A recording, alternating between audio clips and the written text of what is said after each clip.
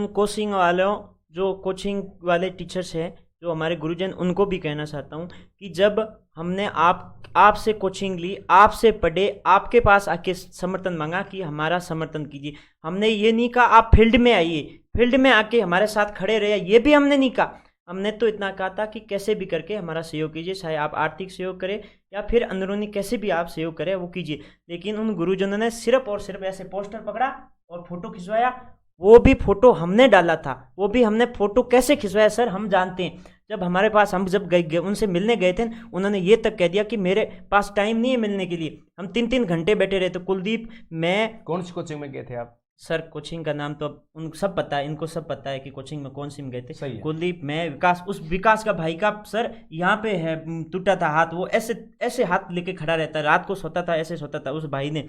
वो हम सर उस टाइम जब कोचिंग वाले से मिलने गए थे तो उन्होंने ये तक कह दिया था मेरे पास टाइम नहीं है, मेरी बीबी से बात करने के लिए टाइम लिए, तुम तो कौन हो सर, ये तक उसने बयान दे दिया था। लेकिन जब हमने काफ़ी प्रयास किया, 3 घंटे तक हम बैठे रहे, तब उस बंदे ने फिर भी नहीं मिला। फिर हमने सर उसको बताया कि भैया तुम जो हम आप अगर मिलने के लिए मना करे हो तो ये हमारा ग्रुप देख लीजिए, 1.5 लाख का ग्रुप है, ये लोग हमारे आपके वहाँ भी बैठे हैं, जो आपकी कोचिंग चलती है वहाँ भी बैठे हैं, आप यहाँ बैठे हो, हमें सूचना मिली है लेकिन आप मिल नहीं रहे हो, ये 1.5 लाख का ग्रुप है, लोग बच्चे बैठे हैं शहीद स्मारक पे, आपका फीडबैक जानना चाहते हैं। फिर वो भाग के आएगा, अब रुको 5 मिनट में आपकी बात करा दे। फिर भी आया, फिर आके बोला यार तुमने अपॉइंटमेंट नहीं लिया। सर अपॉइंटमेंट लेना पड़ता है, अब जब हमारी फीस लेते हैं तब आप अपॉइंटमेंट क्यों नहीं लेती है? तब हम लाइनों में खड़े होकर फीस जमा करवाते हैं, तब भी कहते हैं सर हमें, उस टाइम हम कहते हैं कि भाई हमें पढ़ना है, ठीक है। लेकिन जब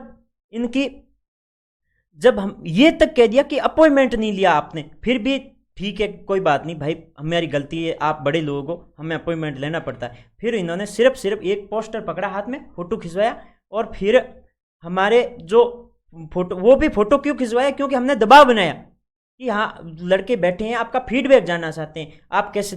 फिर सिर्फ ने उन्होंने औपचारिकता पूरी करने के लिए फोटो खिंचवाया।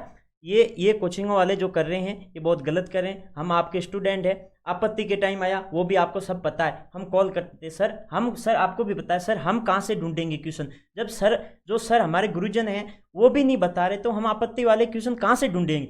हमने उनको फ़ोन करके बोला सर हमारे आपत्ति लगा रही हैं, हमें क्वेश्चन बता दी। तो वो सर क्या बोलते हैं, आज तो मेरी तबीयत खराब है, आज तो मैं यहाँ नहीं हूँ। सर ऐसी क्या तबीयत खराब है आपकी, जब आप उस टाइम कह सकते हो कि तबीयत खराब है, और जैसे ही आप मुख्यमंत्री साहब का ट्वीट आता है कि रीट के पद 20,000 की नई वैकेंसी निकली, उसके जस्ट आधा घंटा बाद में तुम यूट्यूब पे आके बोलते हो कि नई वैकेंसी आ गई, खुशखबरी सुना रहे हो, ऐसे करे। अगर इतना ही आप में था तो हमारे साथ में क्यों नहीं आए उस टाइम आप? जब सर, मैंने एक सर को कॉल किया था, मैंने कहा सर हमारा सहयोग कीजिए, तो क्या सर मैं दिल से आपके साथ हूँ, और लेकिन मैं आपके साथ मतलब न तो आ सकता हूँ, ना आर्थिक सहयोग कर सकता हूँ, और मैं एक गवर्नमेंट टीचर हूँ। तो उनसे मैं मेरा एक क्वेश्चन है कि आप गवर्नमेंट टीचर हो, अच्छी बात है, हम जानते हैं आप अच्छी बात है गवर्नमेंट टीचर हो, तो जब आप हमारे साथ नहीं आ सकते गवर्नमेंट टीचर होकर, तो आप जब यूट्यूब पे डालते हो या बड़ी बड़ी कोचिंगों में मतलब आपके स्कूल टाइम या कॉलेज टाइम में आप जाके यूट्यूब पे पढ़ाते हो या फिर बड़ी बड़ी कोचिंगों में पढ़ाते हो, तब आप गवर्नमेंट टीचर नहीं होते क्या? उस टाइम भी तो गवर्नमेंट टीचर हो ना, फिर आप कैसे कह सकते हो? अरे यार कुछ तो आप भी सोचिए, हम लोग यहाँ रो रहे थे, आप वीडियो देखिए यार, हम रो रहे थे, कल शाम को रो रहे थे, रात को जैसे ही वो ट्वीट देखा, सबके चेहरे देखो जैसे मतलब उनका जैसे कोई उनका घर वाला कोई जैसे किसी की डेथ होती, इससे भी बुरी हालत हो गई, क्योंकि हम 1.5 महीने से लड़ रहे हैं वाजी मांग के लिए।